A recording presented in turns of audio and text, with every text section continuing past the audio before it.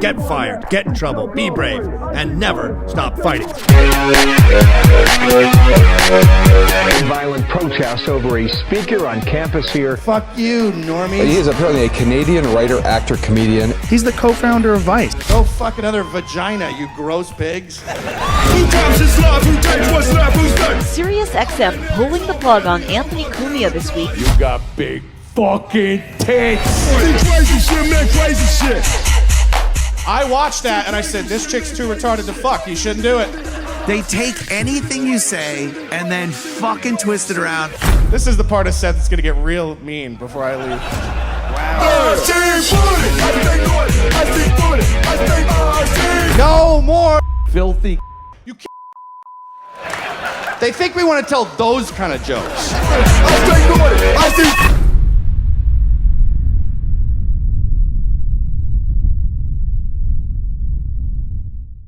Hey guys, today I'm going to talk about something that is really important to me and has really changed my life, and that is Jenkum. There's a new way for your kids to get high. They're using raw sewage. I couldn't imagine doing something like that. Sounds pretty sick to me. Honestly, they need to find something better to do with their life. Seriously. Something new, something stimulating, something different. There's a lot of people that say it's a hoax or it's not real or it's just made up or whatever.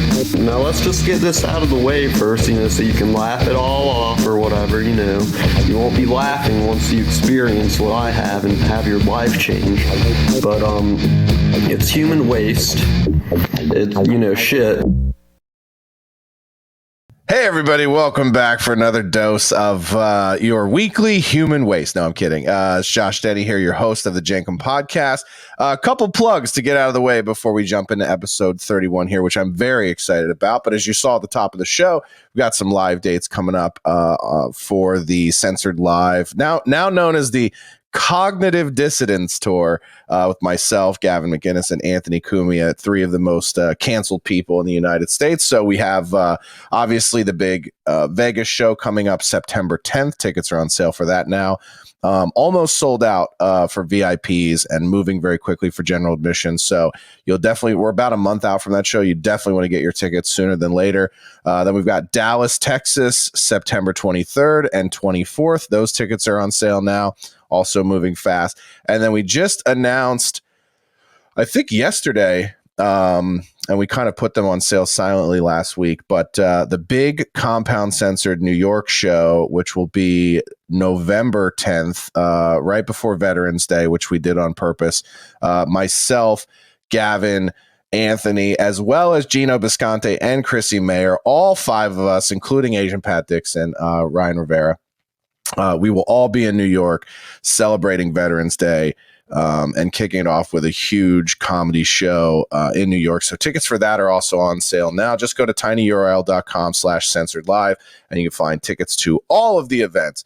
And we might have a Chicago date coming in October. Stay tuned for that. So we might try to squeeze Chicago in there before the end of the year and before it gets too cold, because that's a no thank you for me. I lived in that climate for a long, long time, and I do not I do not intend to go back. I sold all my winter clothes. I can't go back to that climate. I have to buy a wardrobe just to go there for a week to do shows. So anyway, excited for this episode today. We've been kind of pushing this one for a little while now, and I think it's a big one. So visiting us this morning, all the way from London town, everybody put it together for Tanya Fear, everyone. Hello.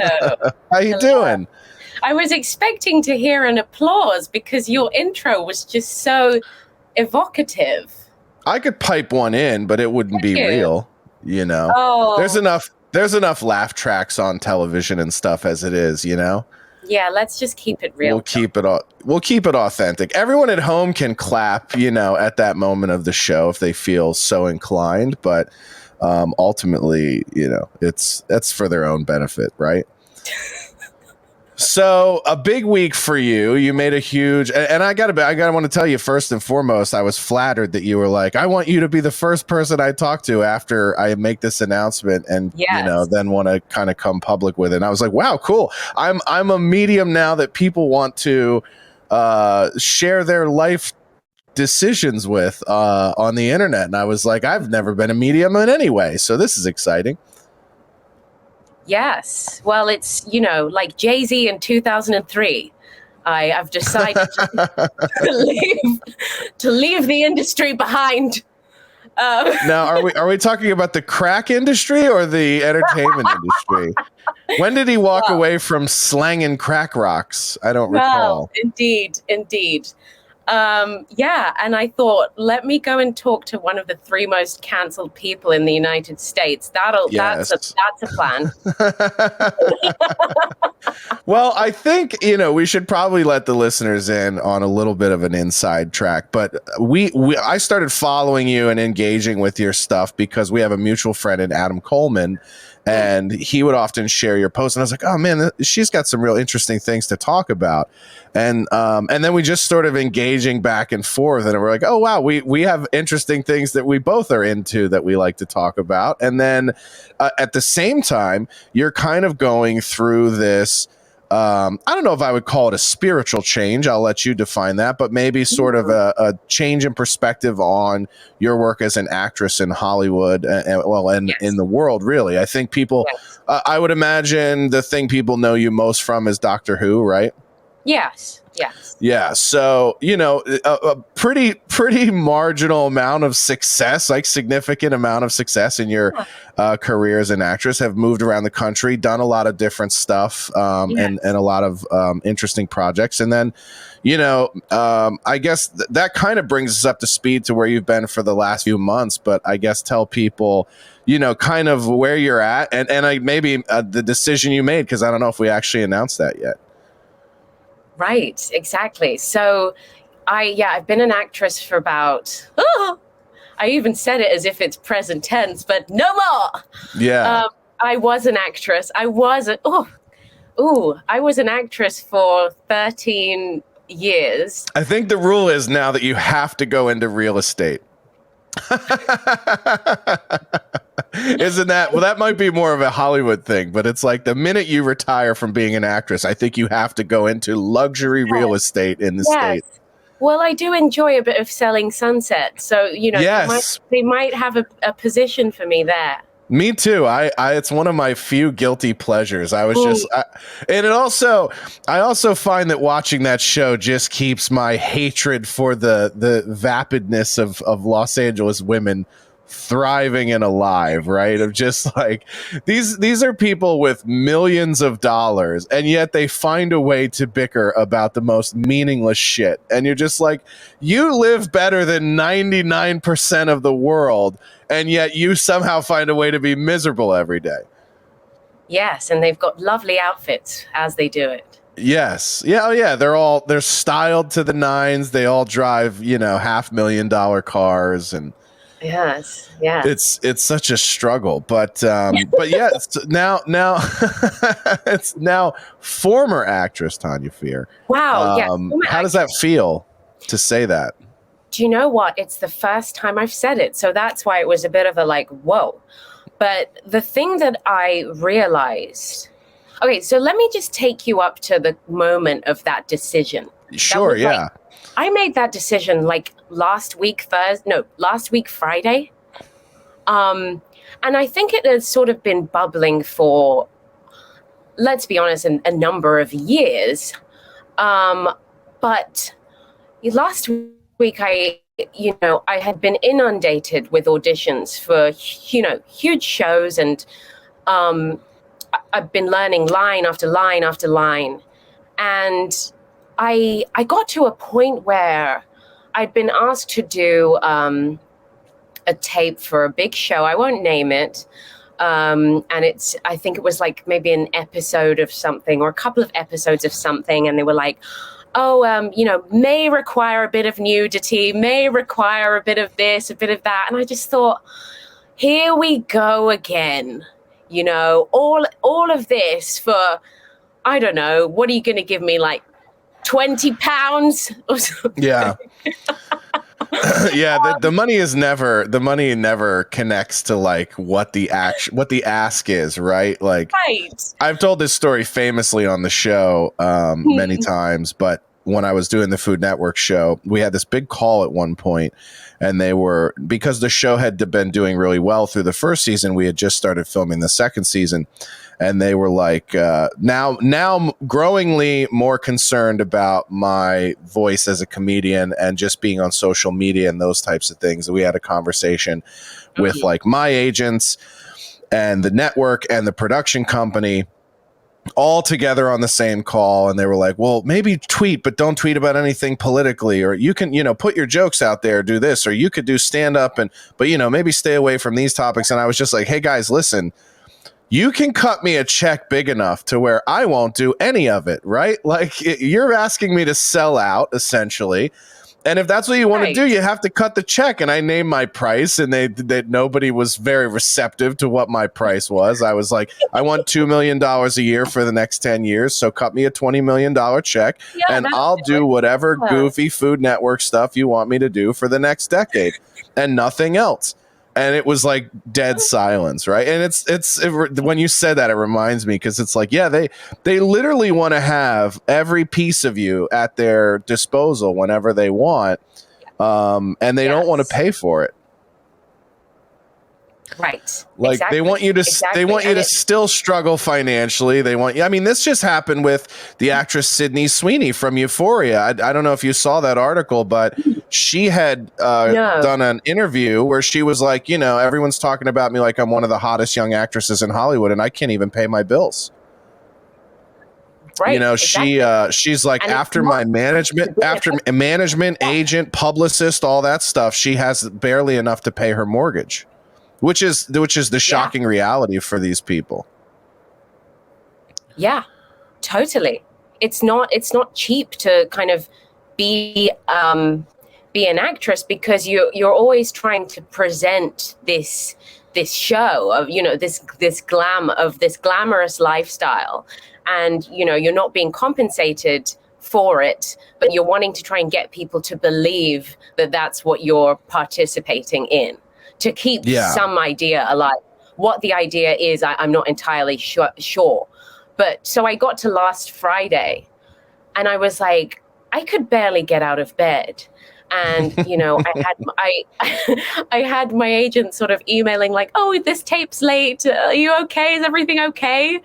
And, for the first time, sorry, Amy, darling, I love you. I ignored her call. And I was like, that's not me. Like, I'm reliable. Like, I'm on it. And I just thought, I can't even talk about this right now. Why is this bothering me so much? And I just got to a point where I thought, speaking other people's words has become completely untenable for me. And as I that's an interesting way to look at it. Yeah. But that's totally how it was feeling. I mean, particularly because, the state of creativity and television and movies right now, it's become so politicized that you're sort of unwittingly corralled into an agenda, like it or not.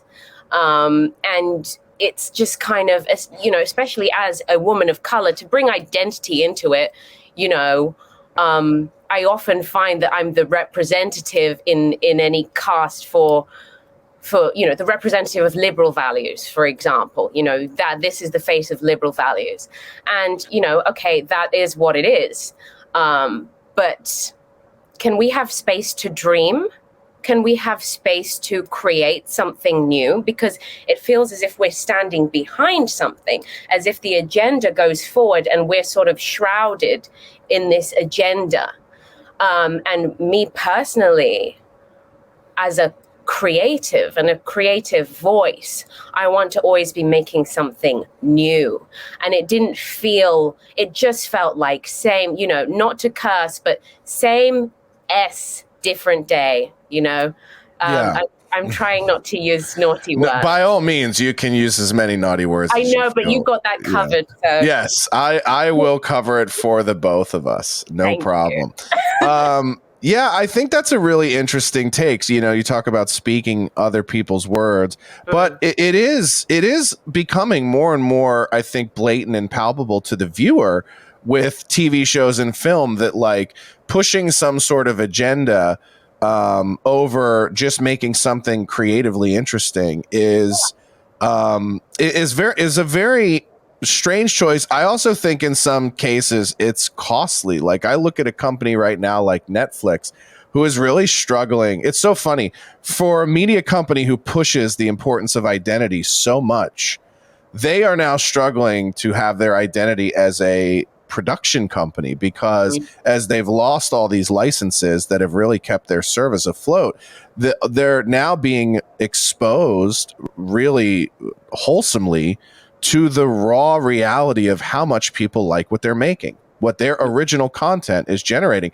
And people realize, like, I want story. Like, you can't just take a bunch of diversity and throw it into a show with shitty writing and bad production and bad direction, because as somebody who's worked in television and film, you I'm sure will agree that at least 50% of an actor's great performance is reliant on the director pulling it out of them. You know, I've seen actresses in something that I'm like, this girl's terrible. Then I see her in something else and I go, she's phenomenal. And it's all, and the difference is the director. The difference is you go look at the performances that director's pulled out of everybody. Right. Versus just, you know, that other film that had, you know, some sort of music video director that was thrown into it who's like, this is my first movie. And there's not a lot of attention. There's more attention being put into the artistic side of the cinematography and things versus the actual performances of the actors. And so as somebody who's directed a couple shorts and worked on stuff myself, I don't care about cinematography at all. So I have to get somebody who does to work with me on projects. I care about the actor performances and getting the beats and the humor right and the emotion or whatever we're working on. And so that's sort of a good division of labor. But it's amazing to me how much you watch stuff with huge budgets where it's like, did they even care if they got it at the end of the, like, they're just running through the shoot days and like, dude, you didn't get it. This is not it. Like, the level of emotion doesn't match the scene, or it's like too comedic for the weight of the subject matter. And so you see those things and it's like, I think about Netflix specifically, and there's maybe one good show that I think is a home run that's, I think, a Netflix original, which is the show Sex Education, which is a UK show. Right. And the thing that's great about that show is that even though it features a very young and diverse cast, it's not like shoving diversity in your face or sort of exploitative of that diversity. And in a weird way, it's like, you know, there's the young man on there, Eric, who's from Africa, and they showed him going home and visiting his family and like rediscovering his African roots and everything. But there's nothing that seems contrived about it in the show Sex Education. It just seems sort of like these are the characters. And I'll never forget this Project Greenlight. One of the last ones I watched was Affleck and Damon, and they're selecting filmmakers to make their own vision. And they're working with this producer named Effie Brown. And Effie is one of these sort of progressive Hollywood producers that's like, black people aren't playing these roles anymore. We're not having a chauffeur. We're not having and there was a moment in there where Matt Damon was like, well, then you go tell that black actor that he's fired because you don't want him to play a chauffeur. Like, and they were just like, she's like, well, you mean I don't want to fire him? And he's like, well, that is the reality of this kind of decision making. The diversity happens in the way you tell the story. And when you start to put the casting in front of the story, the stories suffer. Now, I'm more than anybody, I think, have diversity in stories. I want interesting stories. But like the idea that we just take Spider-Man and we make him black, it's like that feels like you think the audience is stupid. Like you think that a black audience is just going to go, cool, that's all we want. It's like, no, tell our stories. Don't just put our faces on the screen for the sake of saying, look, we checked the box and it's just the same old story. Yes, exactly. I did watch the Spider-Verse the other day with my nephew and I really enjoyed it though. Oh, it's great. Yeah. Isn't it wonderful? Yeah, well, that is, again, though, but that's a great example of where they came up with a truly interesting story. Yes. And we're able to kind of show all these different elements of it, of saying like, oh no, there's all these different sort of universal characters. But what's interesting is they've introduced that now in live action Marvel, that there's a multiverse. And so now, in a weird way, at any moment, and this is kind of like the business side of this, is like, they've sort of written into the Marvel Cinematic Universe now that we can essentially recast anyone at any moment because of the multiverse. And so now that puts every actor who's into these contracts on ice to say, if you fuck up one time, or if the fans decide they don't like you, I know you think you're in a 9-picture contract to play Brie Larson's a good example. She is a sort of divisive figure, and I don't understand why. I mean, she's no more preachy or liberal than the other actresses in Hollywood. Yeah. But there's this growing sentiment that she's unlikable as Captain Marvel.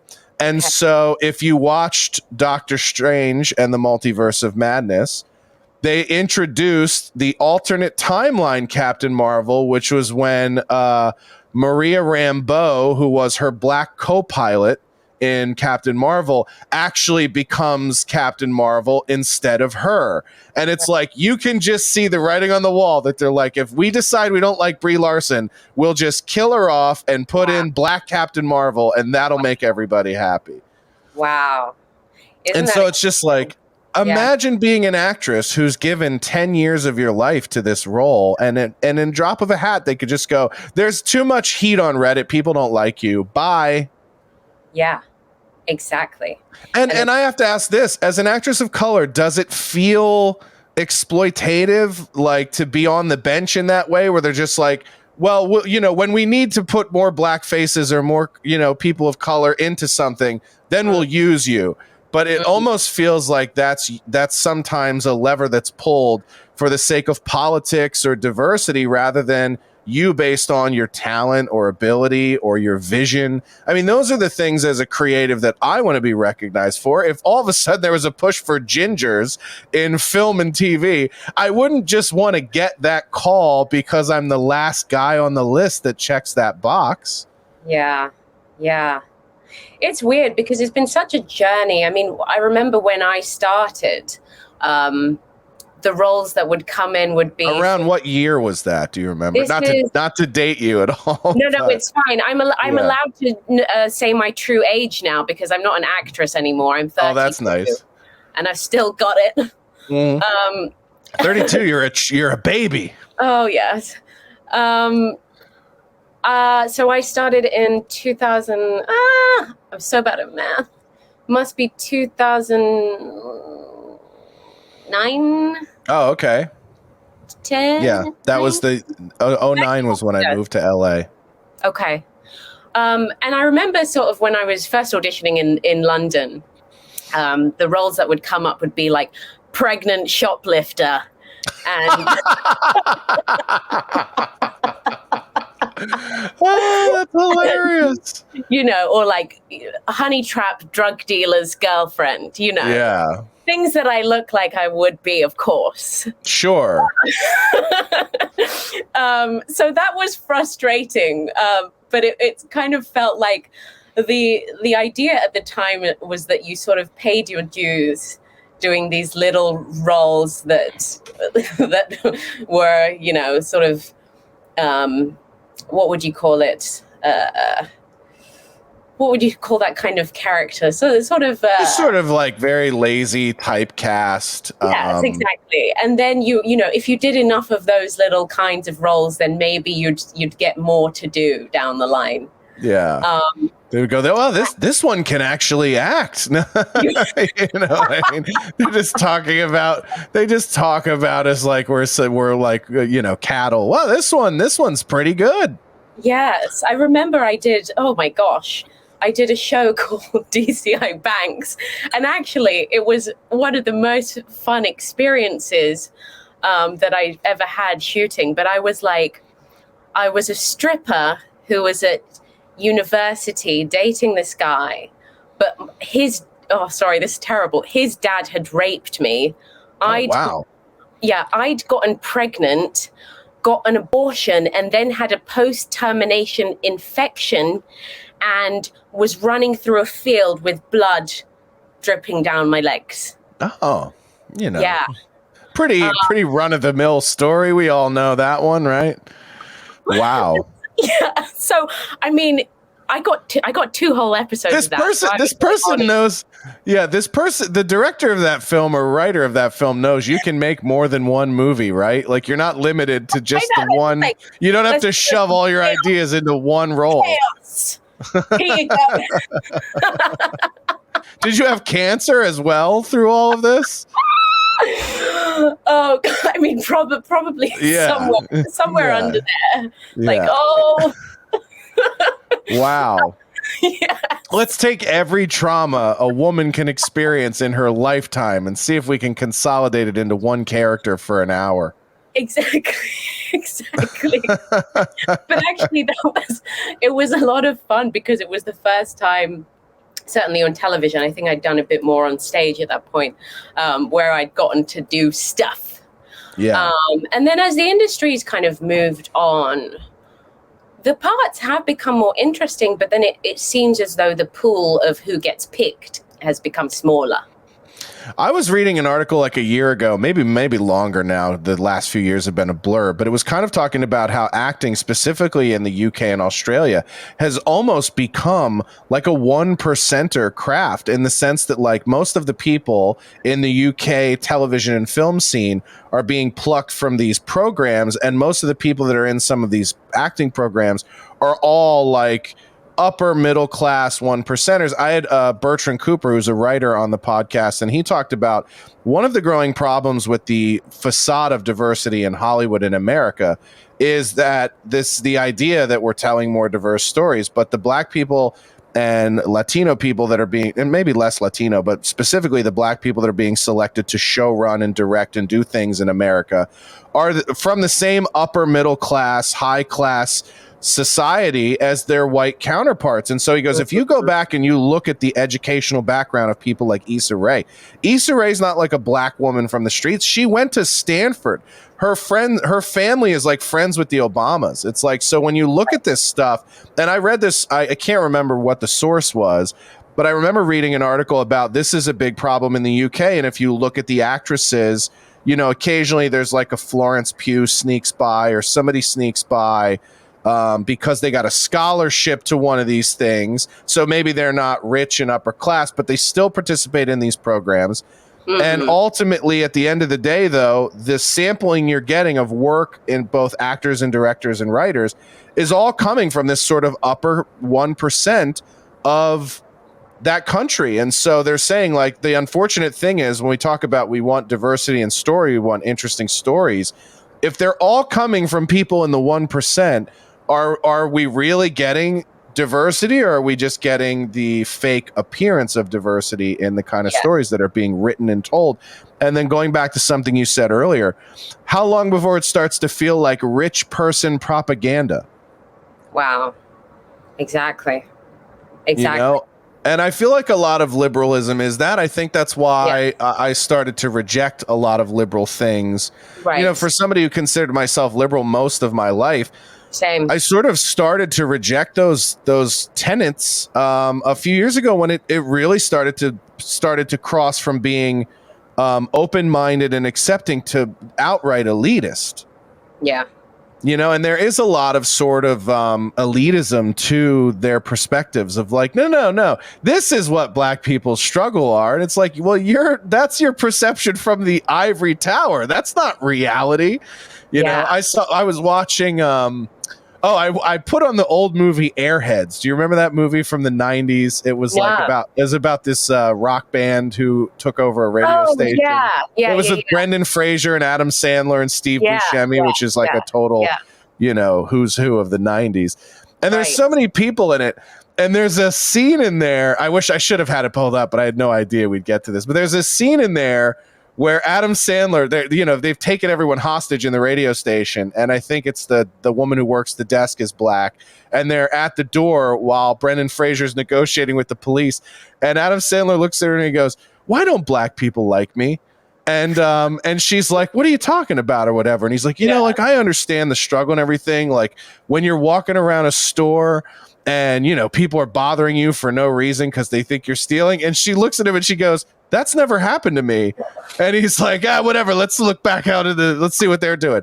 But it was like, but to me, I was like, that perfectly encapsulates, I think, the liberal perspective of like Hollywood is that they're like, no, we'll tell you what the Black experience is or what the Latino experience is. But it's literally just from their, you know, convoluted and almost like historically racist point of view. And it's like, so in effort of trying to be more diverse or inclusive or all the things, the buzzwords they like to throw around, they actually end up exposing their racism or sexism or implicit bias by it's like they're outing themselves in the way they describe what they think someone's experience is.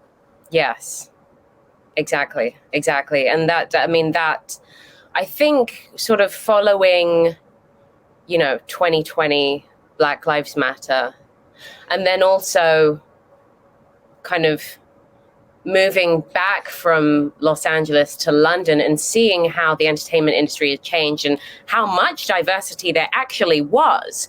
But at the same time, there was this narrative of victimization going on at the exact same time. And it was very stark because I'd gone from living in one country to another. So I was really able to see that marked change. You know, the industry in the UK changed significantly because, I mean, the reason I left the UK was I couldn't really get well-rounded roles, or, you know, the roles for Black people of color were better in America at the time. And then I came back to the UK and I was like, everyone's working. And I'm like, wait, what? What happened? But at the same time, they're being encouraged to say, you know, I'm a victim of this. Meanwhile, you're on Forbes list here, you're on this here, you're on this here. So it's like, it's not matching. The math ain't mathing. That's what people say. Yeah. And so I thought that was particularly insidious because it's a mindset issue. It's keeping people bound to a mindset like you've never overcome. By the way, you might have this car, you might have this house, but by the way, you've never overcome. And also, you never will. And by the way, if you don't think this, we're sending you back to the ghetto. Yeah.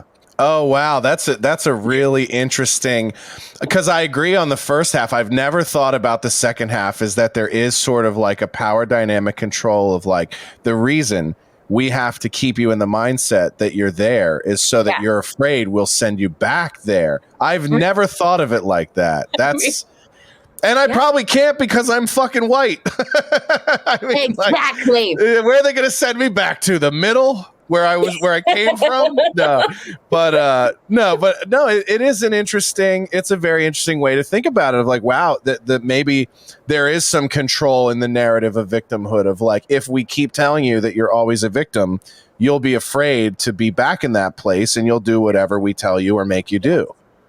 There's a very bit of nudity for 20 pounds, right?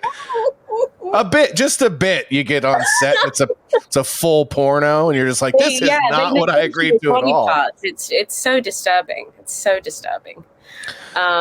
Yeah. I mean, there is a lot of that. Not that I'm a Puritan by any stretch of the imagination, but there is something that's sort of creepy about that. Like, you'll hear these stories about actresses, and they go, "Yeah, there was like a clause about implied nudity in my contract." Yeah. And then I get there and it's like the level. There was a female director who got into a lot of shit here in America. At one point, Frankie Shaw, she did the show. What was the name of her show on Showtime? 1 second, I'll look it up here. But I'll pull this article up. It's interesting. She was sort of the first, it was called Smilf.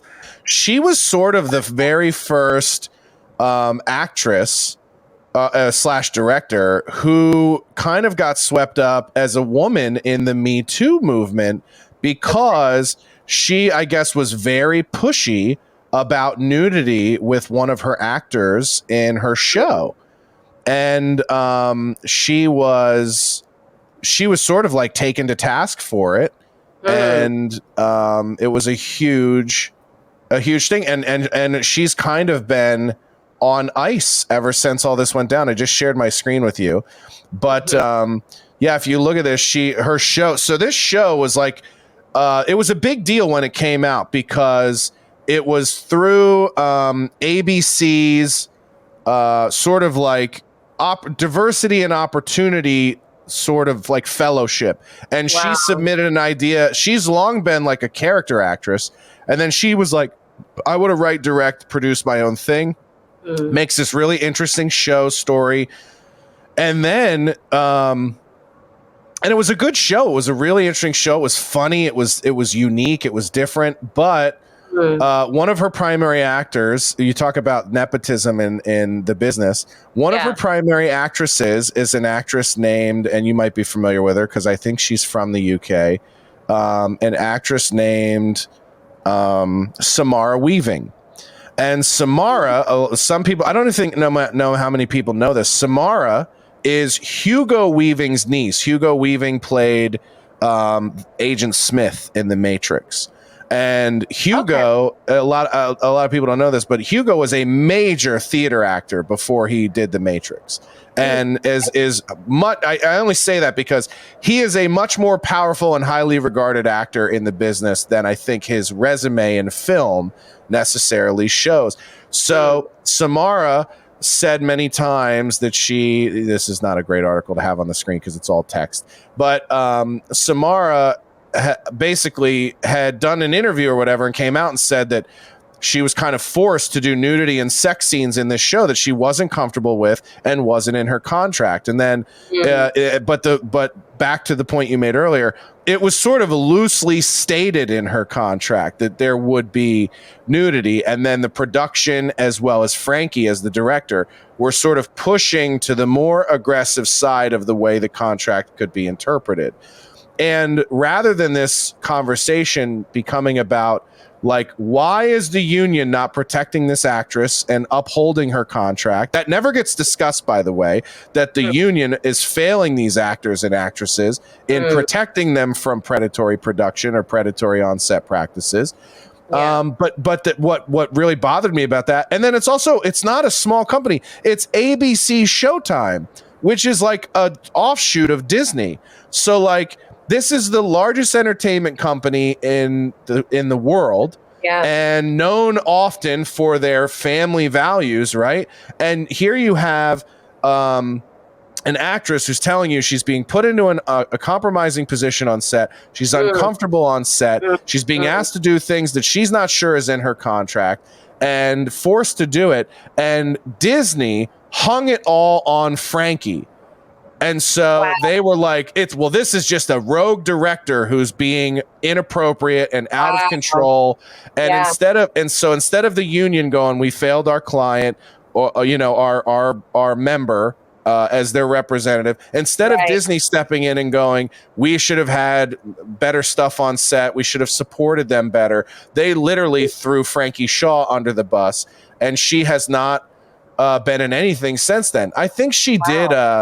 I won't sit here and hunt it down because I don't want to get too into the weeds on it. But Frankie went on like Seth Meyers or something and talked about this and was like, she basically dove on the sword. She was like, I made mistakes and I, was just trying to it was my first thing directing and show running. And but it's just amazing how quickly they will, use you as the sacrificial lamb right after they used you as their beacon of hope and opportunity. Ooh, yes. Exactly. So it goes, that reminded me when you said that thing about it's a struggle that you'll never overcome, and they have to remind you of that because they have to threaten that you'll go back there. That was the story that popped in my head of like, oh my God, that's exactly like the thing that happened with Frankie Shaw. She gets this opportunity to do this amazing show that's like unique and creative and from a woman's point of view. And there was some real interesting creative stuff in that show. I think people should go watch it. But the minute that their conduct was called into question as a production, they then took her and sent her back to the ghetto, basically, and threw her under the bus. You see? Yeah, exactly. It's a real sort of active culture of powerlessness. And you see it in every role, from actor to casting director, to agent, to producer. There's not a single person in that system that feels fully solid there. I mean, maybe the ones that do are like evil, but the Weinsteins of the world and folks like that, of course. Yeah. Mm, you don't even have to say allegedly anymore because he's been convicted. So we can even say like, he's actually a man who's been convicted of these crimes and is serving time as a result of it. When did was there a defining moment for you where you went from starting like recognizing this as a problem to like, this actually might impact whether or not I want to keep doing this? Was there like a definitive thing that happened? Yes. Where you went, no, this may be not the move. Yeah, there was a last straw audition that happened a couple of weeks ago, where I sent in a tape for a show, and really cool script, interesting script, and can we talk about how much I hate the concept of self-tapes, by the way? Self-taping is like, it's literally like they don't even want to take on the burden of seeing people anymore. It's like, why don't you film yourself and then we'll tell you if we like you. Yeah. And thank God I had a nice agent who bothered to watch my tapes and give me some feedback, because a lot of actors are sending out tapes into the void, not getting any response even from their agent, putting in hours and hours of time, learning the pages, getting all dressed up, setting up their tripod, standing in front of their thing, shooting this audition, sending it out, to not even get a response to say, thank you for this performance that you spent hours crafting that you're never going to get paid for. And by the way, can you do this 5 times a week? And by the way, we're not going to pay you for like a year. We're not going to give you anything for like a year. Ha! And then also, like, you know, good luck at your full-time waitressing job and your Uber job and you're this and you're this and you're this and it's just ridiculous. And I think when I got to a point where I was just like, even the audition feels like exploitation at this point, I was like, forget it. Forget it. I've seen so many of those and participated in them. The one that I love too is when they give you like cinematography notes on how to do your cell, and you're going, I'm in a studio apartment or I'm in a 2-bedroom in Burbank.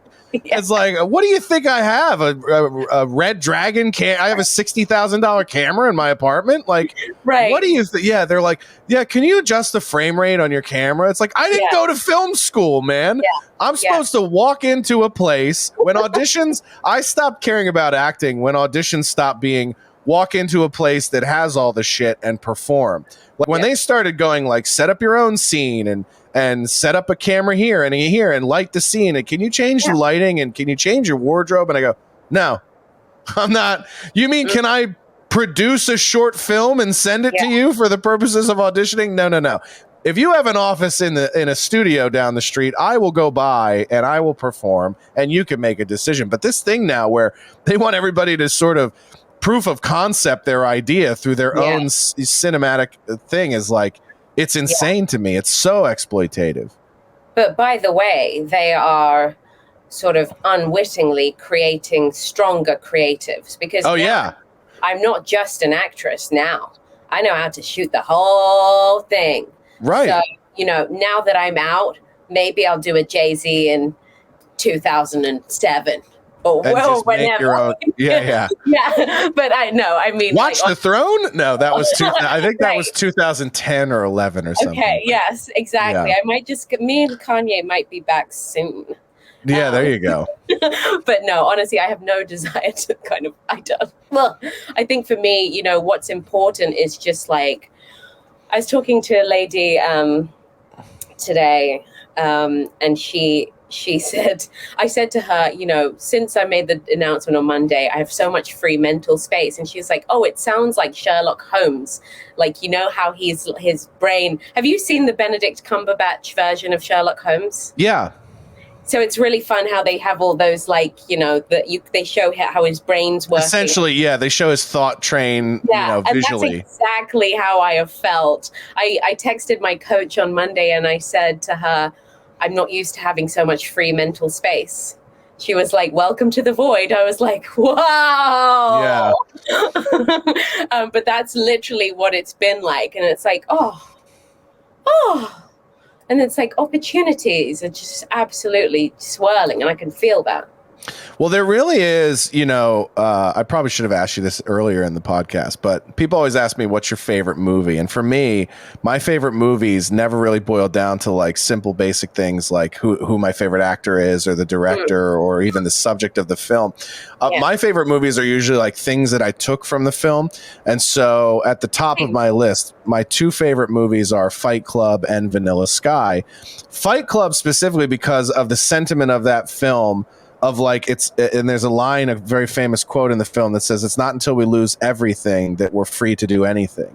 Wow. And there was sort of a reckoning I had through my various cancellations where I had to go, oh no, this is the concept of hitting bottom. This is the concept of losing everything so that I am ultimately free to do anything. And the hard thing is to look at your life and not do accounting of what you've lost, but to really understand what you've gained in terms of there sort of is no spoon. I can do whatever I want to do. And yes, of course, we all have to do what we have to do to make a living and to pay our rent and our bills and eat. Yes. But other than that, I have, it was a weird thing in 2018 when all that first happened to me, where I was like, oh my God, I don't have a boss in anything I do. For the first time in my entire life, I answer to absolutely no one other than myself and God or whoever, you think of. So it was like that when you really embrace the feeling of that freedom, then you realize how much you sort of lived in bondage to the will of other people for so long in your life. Yeah. Right. Exactly. And that's such a liberating moment. I hope that's sort of how you're feeling right now. Oh, yes, absolutely. Absolutely. I don't feel any sort of tie to like, it's more like, little bit of residue of like, I'll look at my emails and I'll be like, oh, why haven't I had a ton of emails, about auditions today? I mean, I've got a ton of emails about other things now. But it's just getting used to the logistics of things, but there's absolutely I don't miss it. And I think it's because I've had so many of my peers, friends, acquaintances, people that I've known who've made it, whether got the Oscar or, got however much money or whatever. And how many of them I've seen that are absolutely miserable. Yeah. And I know more miserable millionaires than I know miserable regular people that are actually struggling. Yes. I think that's been a big part of my political shift. I think in terms of like being more values based and being more principled and actually being more vocal about the things that I think are wrong in the world or the things that need attention. And I try to put that into my work as much as I can as a stand-up. But that was really a big shift for me, was as I started to kind of open doors and become more successful myself. And then by the nature of that, being around more and more successful people, I was getting invited to do stand-up shows at the Comedy Store, and I'd be there with people who are multimillionaires. Yeah. And they have shows and movies and they drive, very, very nice cars that cost more than the apartment I rent every month for a year. Right. And they were I won't name names either, but they were literally in the back bitching about the order of the lineup of comedians because they didn't want to follow a guy. And then they also thought that the guy in front of them or the guy behind them wasn't as famous as them. So he should have went in front of, and I just was like, if I had your money and your notoriety and success, I wouldn't give a fuck about any of that. Right, I would exactly. You're so the fact that you have all that and you're still so petty and juvenile and insecure and obsessive, it's like, ugh. And then I realized I don't need any of those things to be myself. Meaning, like, if I'm a person that's not petty, obsessive, jealous, or whatever, I don't need to be a millionaire to just keep being that way. And then I have the mentality of like, I only want to work with people or surround myself with people that recognize my character of who I am as a person. And I don't need to be a millionaire for them to appreciate that. Right. Yeah. And so it was sort of like, I don't have to get famous or successful for that to be an important value about who I am as a person, who is not petty or malicious or jealous or bitter, insecure in those ways. Yeah. And being famous, it can't be that fun. I'm not sure I'd wish it on my worst enemy, because you just get people from the past sniffing around, being like, "Oh, hi, how are you?" Yeah, it's like when you see players get drafted in the NFL and they're like, "I got uncles and aunts and cousins I didn't even know existed now that I signed this contract." Yeah. So with that being said, now that you're sort of out of the woods, I mean, what are the next steps for you? And you did mention earlier, and I don't want to get too far away from it, about your own political shift of in terms of like maybe spirituality or your opinions or perspective on things, and how that maybe conflicts with the business as well. Talk about that a little bit. What are some of the, when you talk about not wanting to be part of, not necessarily propaganda, but like an agenda that you don't identify with, what are some of those things that kind of felt like that was pushing you away too? A powerful book that I read this year was Subverted by Sue Ellen Browder. Okay. Do you know that book? I don't, but I'm adding it to my list right now. Subverted? Interesting. She was a lady who worked at Cosmopolitan magazine. I can't remember when, but she was talking about how Cosmopolitan. The subtitle of the book has me interested enough. Let me pull it up here for people so they can see it. If you are not watching this and you're listening to this, you won't be able to see the cover, but the title of the book is Subverted: How I Helped the Sexual Revolution Hijack the Women's Movement. Already I'm hooked with the title. Right. And so she kind of talked about in this book how the goals and aims of the women's movement originally were around women's education, and that quickly got hijacked to advance certain agendas, whether it be, abortion, contraception, et cetera, et cetera, et cetera. And the way that they advanced these agendas was by making little backdoors deals with, the likes of Cosmopolitan or Playboy to push this idea of sexual promiscuity onto women. Like, this is the way to female empowerment, through sexual promiscuity. And it's like we want a place in the workforce, and everyone said and then a section of society went, but as prostitutes, right? It's like, then they go, we don't want to be prostitutes, and they go, we think if you hear what we have to say, you're going to want to be prostitutes. Exactly. No. I know you think that being a prostitute makes you here and the other guy here, but actually there's nothing more prestigious than becoming a prostitute. We promise you. We'll show you over the next 30 years. We'll make it worth your while. Yeah. And so that book was powerful for me because it really indicated to me the level to which thoughts can become shaped by powers that people are unaware of. Goes back to what you said about the perpetual state of victimhood. Yes. And I think that one is the most dangerous. That was a big it's a big part of the shift of my thoughts on going from being a pro-choice person to being pro-life. Is not only did I start to examine it from the constitutional perspective of, if in America we have a document that shaped our country that says we're protecting our citizens' rights to life, liberty, and pursuit of happiness, and that the right of life is being taken away from people that when born are considered citizens protected by that document, then it sort of seems anti-American. On the flip side of that, I think, and I put this on Twitter the other day, I don't know if you saw it, but I said, when are we going to have an honest conversation about what the potential psychological byproducts of 20 years or more than that, but just the last 20 years of my adulthood of abortion on demand, and what that has done to the humanity of our people, and particularly of women. Because when I was growing up in high school, if a girl got pregnant, sorry, go ahead. What were you going to say? Sorry to interrupt, but just to say that is a really powerful question. Yeah. Well, and it's interesting to me because, you know, people go, like, women will still talk in public forums like abortion is the most shameful and embarrassing and horrible thing to deal with. And I go, yeah, I know you say that, and it was definitely that way when I was in high school.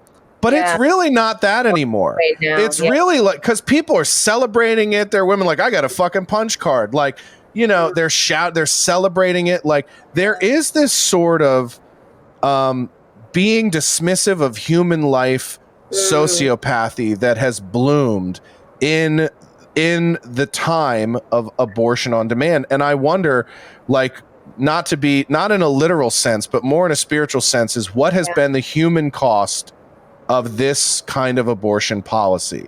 And I don't know if you saw this on the news, but in LA the other day, a woman had gotten in an argument with her boyfriend, or they were breaking up or something. She got drunk. She got behind the wheel of the car. She drove her car through an intersection, a very busy intersection in Los Angeles, and killed 9 people. She survived. She survived. One was an unborn child, which, interesting, we did count that as a fatality, but it's not a life, it's a clump of cells, according to many liberal Hollywood people. But when a woman gets drunk and drives and crashes in, it counts. So isn't that interesting? Yeah. An infant, so an unborn child, an infant baby, all innocent people. And I thought, is the way we are dismissive of human life in so many instances, we rationalize the ending of human life for whatever our conveniences are, is that part of what allows someone to get drunk, get in the car, and have no regard for the human lives that they might affect with their bad decision making? And so I can't help but think that the way we have been cavalier about things like abortion and even things like the death penalty, which I do believe is okay in certain instances with like murderers and serial killers and capital crimes, but you know, the way we are sort of dismissive and trivializing of the value of human life, does that fuel somebody's willingness to get behind the wheel and just say, fuck it, I don't care who I hurt in the process of trying to hurt myself? And I think you see this with SSRIs, with mass shootings. You're starting to see, so when people talk about, like, we have a mental health crisis in America or in society at large today, I don't know.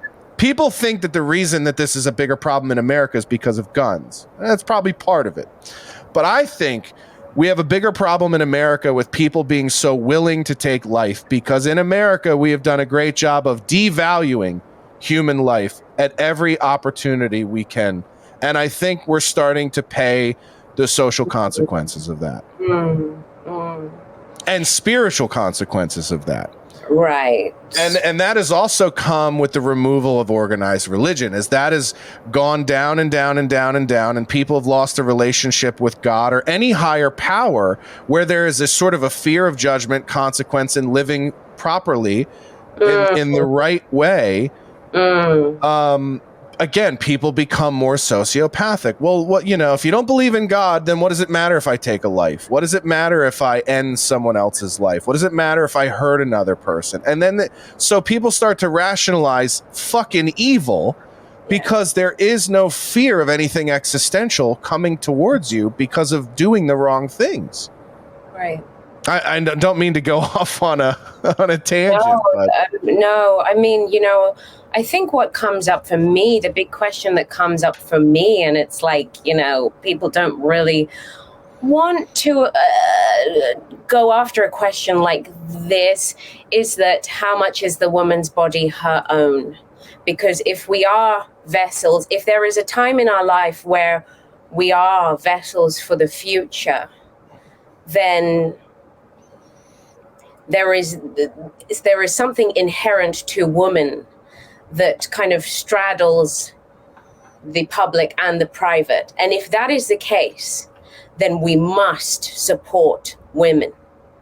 How can we support women?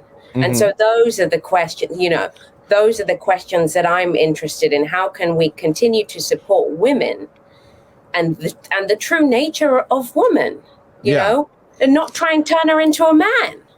Well, yeah, I agree with that wholeheartedly. That's the other thing that kind of bothered me about the pro-life or abortion point of view is like, if you are going to say that human life has value, then you have to give women the healthcare options to prevent unwanted pregnancy in the first place. And so I've always staunchly been one of these guys that's like, yeah, I think we should do away with abortion, but I also think we should have some form of universal health care in the United States, and that contraception of all kinds should be free and readily available. All the things we waste our tax dollars on in this country, we can't afford to give people the freedom to make healthy choices.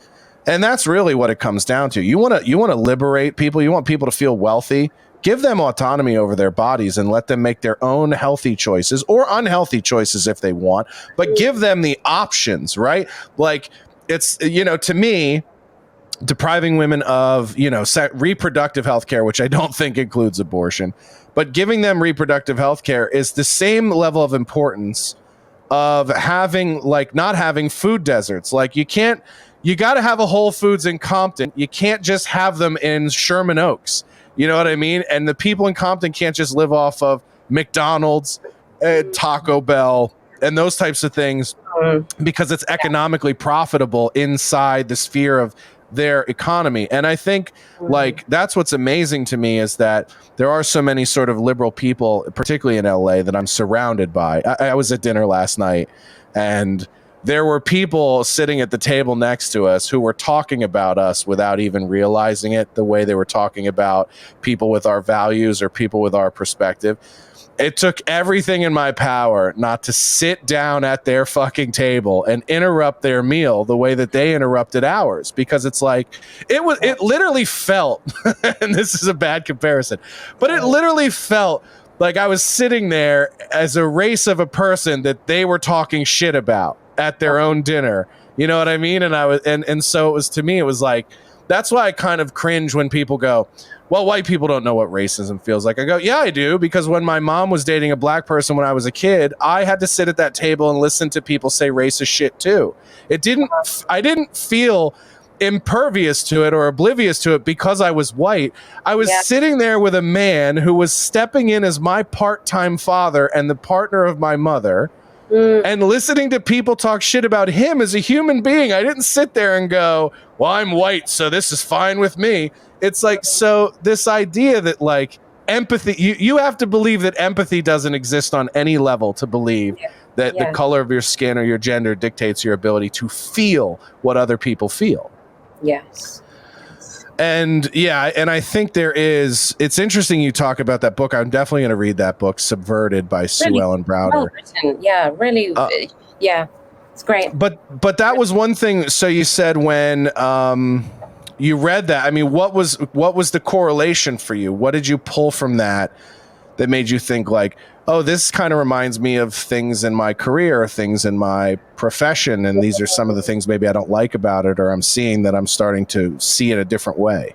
Well, I think, she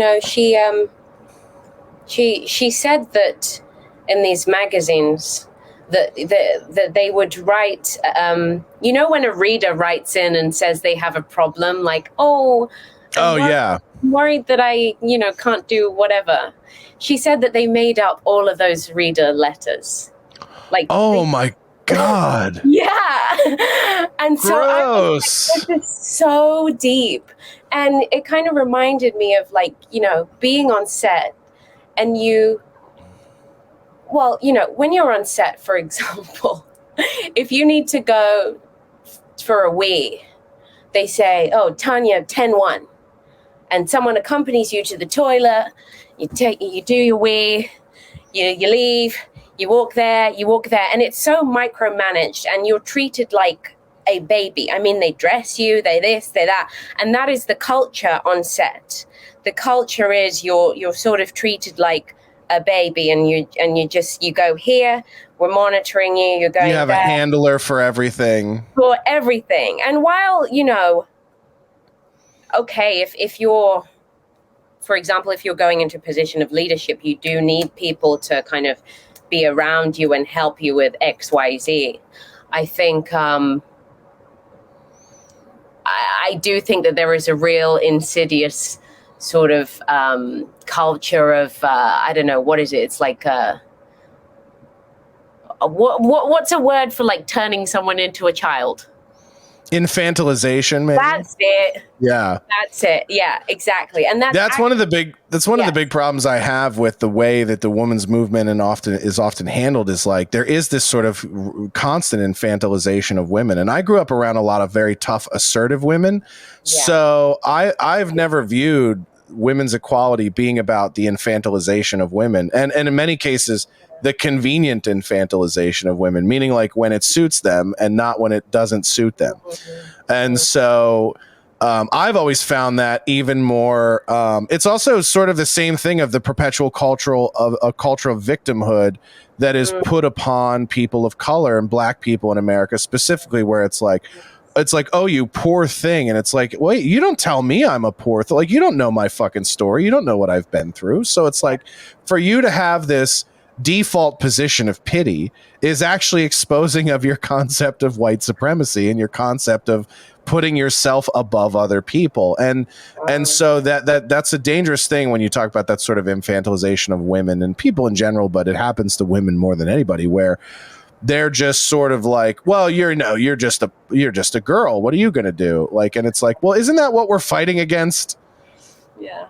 Like, wasn't that supposed to be what we're trying to get away from? Yeah, exactly. So, it is, so it was, I imagine, yeah. What's that? How it was, how can I really take charge of my own life now? And I think that that's an important theme for everybody going forward post-COVID. And as we're sort of creating this new cultural landscape, and as, people are quitting their jobs in droves, it's like, how can I take charge of my life in a new way? How can I sort of traverse this landscape in a real way? The film that you did in COVID that was kind of like a quarantine, story essentially. Was that part of your sort of transition? Sorry, I'm being interrupted. 1 second. Yeah, no problem. Yeah. The old. I feel this is the Garth Algar moment of the show. I'm having a good time. Let's see if we can pull this up. We'll see if we can find. Let me see if I can find this here for you guys. I think that was it. Oh, yeah. Yeah, it was called Shoot Your Shot. We'll pull this up. You guys can pull up this video. I watched this before we did this, but she did an interview. It's like an hour-long thing, but it's called Directing a Short Film in Isolation. And directed by Tanya, and you guys should go check that out. There we go. Hold on. There you are. Now you're back. I pulled away from you while you were off camera, but I was telling people to go check out your short film. It's called Shoot Your Shot, right? The one that you directed and wrote and starred in during COVID, which was sort of like an interesting concept. This entire thing was done sort of following stay-at-home protocols and things like that. Yeah. So it's sort of like making lemonade, right? Right. Exactly. Life handed us this big lemon, and you said, "I'll make a movie out of this." Yes, exactly. Was that part of? I was beginning to ask. Was that part of sort of changing your perspective on maybe your role in the business or that type of thing? I think so, because all of a sudden people were speaking my words, and I was like, "Ooh, this feels different. This feels good. This is getting my juices going again," So absolutely, I started to reframe my position in the industry. But, as time went on, I just thought within the industry is just not going to cut it. It's going to have to be outside, whatever that takes, Yeah, and don't you feel like that's kind of the natural progression that any sort of real creative is taking right now? Like, steps in that direction to be more independent and more sort of autonomous and Yes. it's sort of like, what am I going to do? I have this conversation with a lot of friends of mine that are in the business, whether they're comedians or actors or writers. And they're just like, how am I going to? I go, just make your own stuff. You know, like there's so many ways to do it cheap, to do it effectively. Like just find a way to take your ideas and get them in front of people. That's all you can do. And you're going to fail at it a lot. I've failed at more than I've ever succeeded in. And it will always be that way because I will take, not to pull a pun from your title, but I will shoot my shot wherever I can. Right. I will do whatever I can. I'll take every opportunity. I'll try everything that I can possibly try because, you know, that's me. That's just the nature of who I am. Yeah. Yeah. I really hope that that's happening. And because people reach out to me secretly and they'll say, you know, I really love what you're doing. I really love what you're doing. Like your voice is really inspiring me. And so it's, you know, if we can sort of generate more of that front-footed energy, then that's where we need to be going. Were you ever reprimanded for some of the things you would tweet or talk about or topics you would bring up on social media or No, I just tend to get away with stuff. That's good. Maybe you're being completely sarcastic, but I think, you know, I mean, I think what I don't court or what I don't, you know, I try to always keep hopeful and, you know, I won't provoke for the sake of it. That's not my voice exactly. But it's I get accused of that a lot. That's actually not my intent ever either. Yeah. I'm just accidentally very good at it. I don't set out to make people angry, but I just am. I have a knack for it. I really do. Yeah. But you know what it is? No one ever really sort of said, "Oh, you shouldn't be talking about that." But it's an energy. It's an energy. People sense that you're not allowed to say certain things. It's an energy. It's like, you know, you don't really need someone to go, "Ooh, don't say that," for you to know that you shouldn't say it, right? Sure. That comes in when people apologize for things that they don't need to be sorry for. Yeah. You know? When people I've never done that. To my own severe detriment, I've never done that. Yeah, I think meaningless apologies are just that. They're meaningless, so why give them? Well, yeah, and it's evident that people are just trying to save whatever their bank account when they do these. And it's been very powerful figures in Hollywood that have apologized for certain things recently or endorsing certain people that have been like, why are you apologizing for that? That is sinister. Because I'm not sure that anyone's done anything wrong here. So what's that? Yeah, or even just like, you know, a good example would be when I think it was Jonah Hill was asked in an interview about James Franco. And James Franco, you know, he was accused in the whole Me Too movement. I don't know if anything ever came of that. Like, I don't think he was ever charged with any wrongdoing or anything.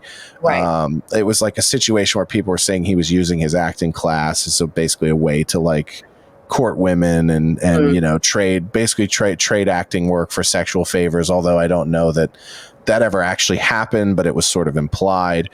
But anyway, he dove on the sword and copped to it, which is the tough thing about public apologies, because when you publicly apologize and are also non-specific, you then end up apologizing for everything everyone thinks you did rather than maybe what you actually did. And so it's sort of like, of becomes even worse than saying nothing, because now you're accepting responsibility for all of the possibilities of people's imagination, which could be way worse than what you actually did. Right. And so, but there was like an interview of Jonah Hill talking about James Franco, because obviously they've worked together on so many films. And Jonah was like, you know, he has a problem. And, you know, like, we don't speak anymore. And, you know, I don't approve of any of that. And I was just like, you could just say nothing.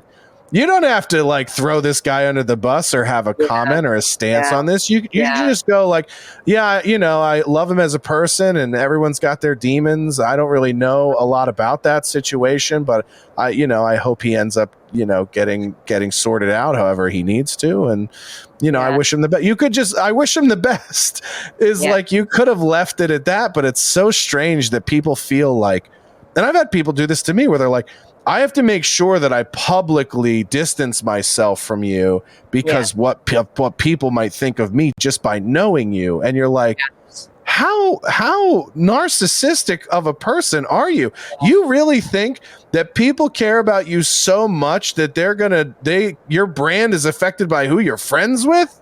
And it's like I don't know. I could be a billionaire. I don't think I would ever feel that way. I don't think I would ever feel so important that I would have to clarify my human relationships with other people for the sake of my livelihood.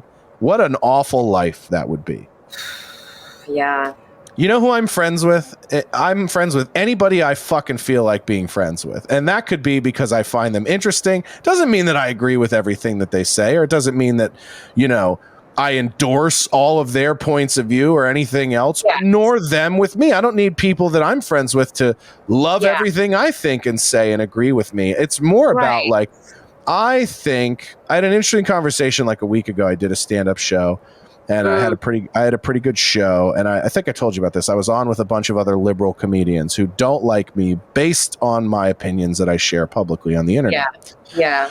Nothing to do with my personal interaction with people. And as a matter of fact, one of the comics made a comment to the guys hosting the show. They were like, wow, he's actually like a really great guy in person.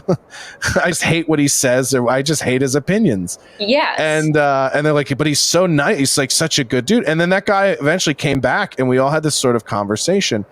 And we got into this conversation about like what you're willing to say and how it might bother and offend people. And he goes, well, I think about how what I have to say affects everyone. And I go, that's insane. That is an insane thing to think. How could what I say or think that's coming from my authentic self affect everyone in the possible universe? Yeah. I don't even think God considered that. Do you understand what I mean? Like, talk about having a complex, a God complex, to think, how could what I say affect everyone in the known universe? Most of them will never know you exist. Most of the living creatures in the known universe won't ever know of any of our individual existences. So it's like the mental capacity for self you have to even think about that is something. And I was like, and we got into this debate about why do you care so much about being right? And I go, I don't have conversations with people to be right. I don't care whether they're right or I'm right. The only reason I engage in dialogue with people is because I want to understand them as a person. That is more valuable to me than being right. So like, if I'm asking you questions of like, Tanya, why do you think this? Or what do you think about this? It's not because I want to debate whether you're right or I'm right. That's never my intention engaging in discussion.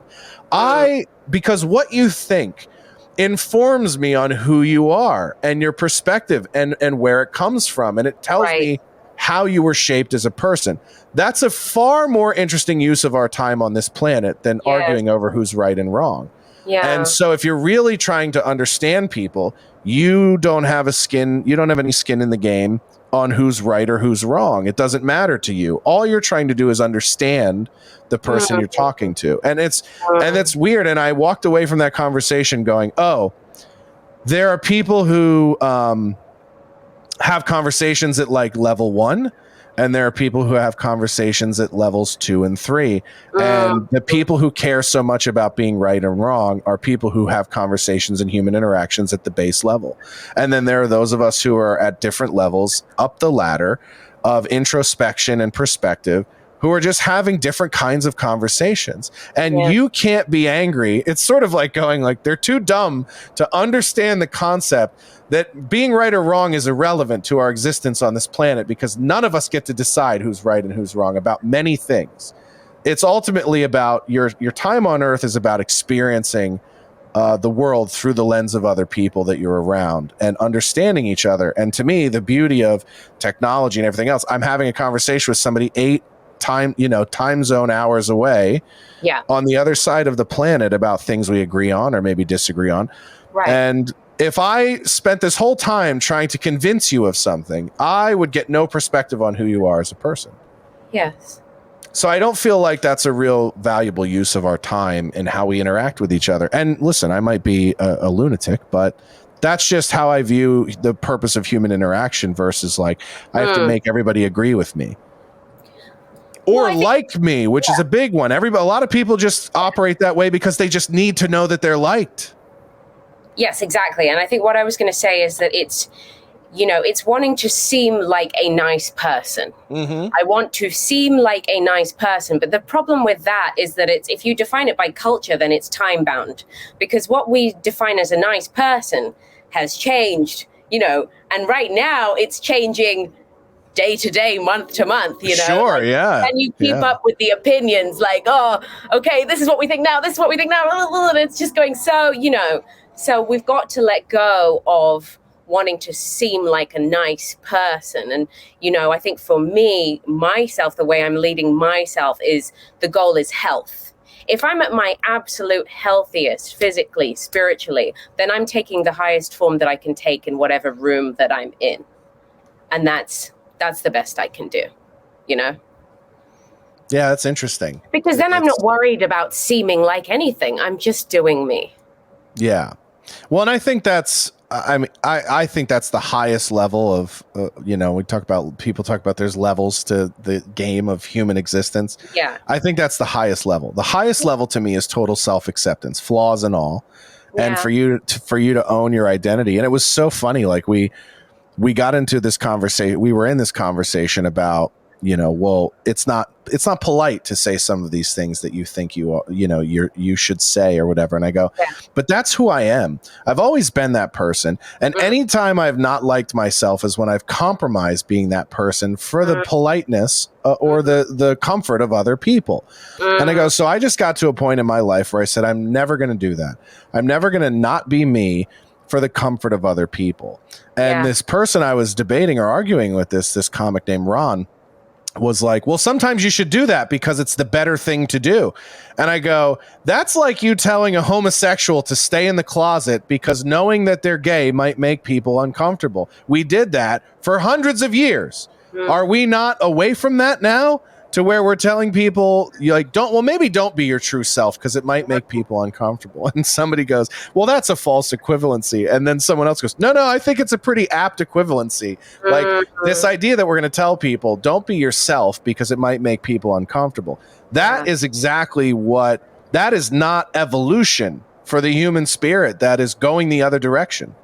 It's like saying, it's like going back to the way things were done in your country hundreds of years ago, where formality and presentation usurped all authenticity and importance. It was like, well, the what's the word I'm looking for? Not elocution, but what's the training people go through when they're trying to be proper? Oh, like etiquette? Yes, etiquette. That's the word I'm looking for. Why couldn't I so it's sort of like the etiquette over authenticity is the way we have been historically as a species. And I don't think that's where the money is, honestly, but that's not why I do it.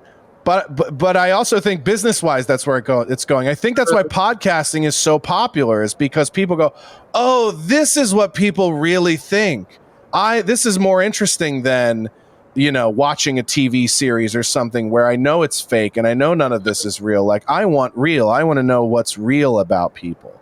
And I think that's the most interesting stuff about you is how you really are as a person versus the idea of who you might be that I would get from watching you on Doctor Who or watching a film or something. Yeah, right. Exactly. So, well, good stuff. Anything you want to get into before we get out of here? We'll get into the bonus show here shortly, which is way less heavy and way more silly and fun. So a little fun Q&A. No, I think we covered a lot. Yeah, we could go on forever, but I can tell by your face. You're like, there's enough of this conversation. Yeah, it's like Going on. I could talk to you for ages, but I unfortunately have to carry on with life stuff. Yeah, I hear that. Well, we'll get out of here. We'll get into the regular. You have anything you want to plug? Nothing, right? That's the plug. You have nothing to plug. Nothing to Maybe plug. for the first time in a while. But do you think? Do you see that? Do you see yourself getting into something like podcasting or producing your own content to kind of put more of yourself out there for the world to see? Yeah, I mean, I'm not sure that I like the phrase "put myself out there." That feels there's something. Yeah, I don't mean like that. You make it sound like I'm proposing an OnlyFans. Jesus, I do have one, by the way. I don't have any content on there, but I do have that. I do have that parachute to pull if times get tough, where I can start putting OnlyFans content out there. There's this one where people watch fat people eat. I used to have that show on TV. Maybe I can pivot to that someday.